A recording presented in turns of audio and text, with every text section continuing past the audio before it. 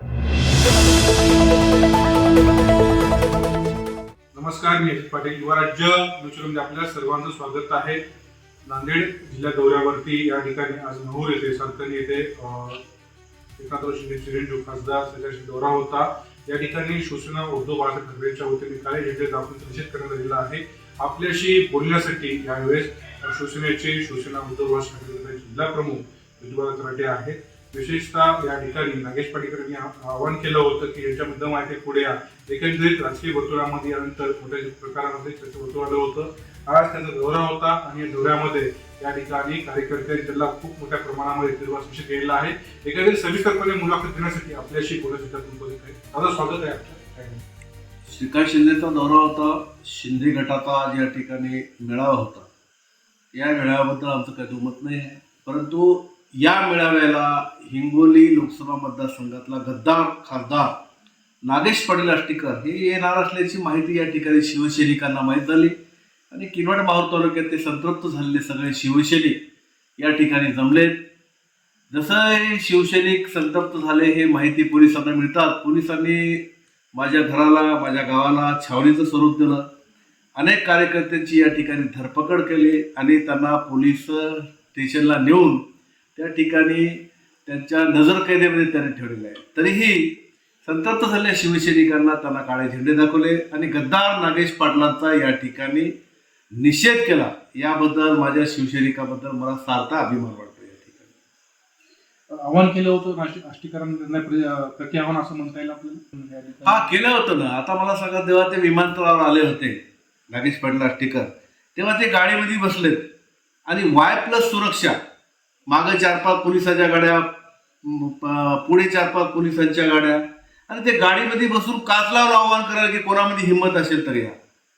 आजही त्यांनी या सभेमध्ये काहीतरी बोलले की मी दौरा करणार आहोत किनवट माहूरचा आणि कोणात दम असेल तर त्यांनी यावा. माझं तुमच्या चॅनलच्या माध्यमातून नागेश पाटलाला आव्हान आहे की गेल्या 2-2.25 वर्षापासून किनवट माहूर तालुक्याची जनता तुमचं तोंड पाहावं म्हणून आतृष्ट आहे. तुम्ही या ना दौऱ्याला, काय हरकत नाही. राहिला विषय तुमच्या धमकीचा, तर तुम्ही तुमची Y+ सुरक्षाची बाजू आहे ना ती प्लस बाजूला करा. तुम्ही पोलिसांना घेऊन कशाला येतो? तुम्ही या ना. तुमच्या जेवढी धमक आहे, तेवढी हिंमत आहे ना, तुम्ही या. प्रथमतः माझं तुम्हाला आव्हान आहे की तुम्ही पहिले राजीनामा द्या तुमच्या खासदारकीचा. तुम्ही मशालीवर या ठिकाणी निवडून आले. तुम्ही विकासाच्या काय गोष्टी करता? कशाचा विकास करायचा आहे तुम्हाला? तुम्हाला तुमच्या कुटुंबाचा विकास केलेला आहे. तुम्ही आता 50 कोटी रुपये तुम्ही या ठिकाणी घेतले. 200 कोटीचे दरवर्षी तुम्हाला कामे भेटणार आहे. तुमच्या कुटुंबाचा तुम्ही विकास केलाय. मतदारसंघाचा काय विकास केलाय? मतदारसंघामध्ये मागील 2 वर्षामध्ये तुम्ही 1 रुपया दाखवा दिलेला. 1 रुपया माझं तुम्हाला आव्हान आहे. कशाचा विकास आहे? विकासाचा कुठलाही या ठिकाणी विषय नाही.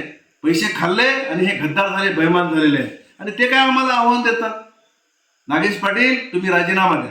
या निवडणुकीला तुम्ही 6 जण गेले ना, एकच द्या हिंगोलीचा राजीनामा. पहिल्यांदा एकच शॅम्पल म्हणून देऊन पहा.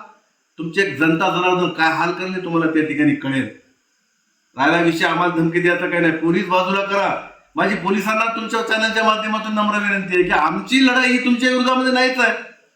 तुम्ही या गद्दाराची पाठराखण कशाला करता? हे तुमच्या भरोश्यावर धमकी द्यायला लागलेत. हे तुमच्या भरोश्यावर धमकी द्यायला, पोलिसांच्या भरोश्यावर.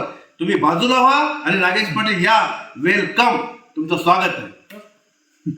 नक्कीच दादा, पुढचं आव्हान शिवसेना वाढवण्यामध्ये आपलं कसं राहणार आहे? या ठिकाणी शिवसेना कमकुवत झाली असेल तुम्हाला वाटतं का? नाही, शिवसेना कमकुवत नाही. शिवसेना ही ताकदच आहे. परंतु शिवसेना कमकुवत करण्याचा प्रयत्न या ठिकाणी भारतीय जनता पार्टीच्या माध्यमातून शिंदे गटाला बळ दिलं जात आहे आणि शिवसेना कमकुवत करण्याचा या ठिकाणी प्रयत्न केला जात आहे. परंतु शिवसेनेमधून नेते जात आहेत. कोणी कार्यकर्ते गेलेले दिसले का? आज मला सांगा, हिंगोली लोकसभा मतदारसंघातून हा गद्दार नागेश पाटील गेला. याच्या संघ कोण गेलं? कृष्णा पाटील आष्टीकर. दुसरं कोणी गेलं दिसलं तुम्हाला? कोणी? एखादा नगराध्यक्ष गेला, एखादा नगरसेवक गेला, कोणीही यांच्यासोबत गेलेलं नाही आहे. त्याच्यामुळे पक्ष कमकुवत झालेला नाही, नेता गेलेला आहे, कार्यकर्ता हा त्याच ठिकाणी आहे. त्यामुळे शिवसेना ही जोमाने या ठिकाणी वाढेल. आणि हे काय शिवसेनेला नवीन नाही हो, खूप जुन्या काळापासून या ठिकाणी चालत आहे. शिवसेना आहे तिथेच आहे आणि आता जनता जनार्दनाच्या मनामध्ये खूप मोठी खदखद आहे की येत्या निवडणुकीमध्ये जनता जनार्दन दाखवेल आणि या गद्दाराला जे तुम्हाला सांगतो या ठिकाणी निश्चित जागा दाखवेल असा माझ्या ठिकाणी दृढ विश्वास आहे.